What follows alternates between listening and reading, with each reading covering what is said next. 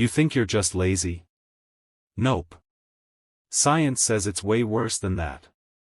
Procrastination isn't just about time management. It's a battle between your present and future self, and guess what? Your future self is losing. You don't procrastinate because you're lazy. You do it because your brain tricks you into choosing short-term comfort over long-term gain. And no, a to-do list won't save you. But one simple trick will.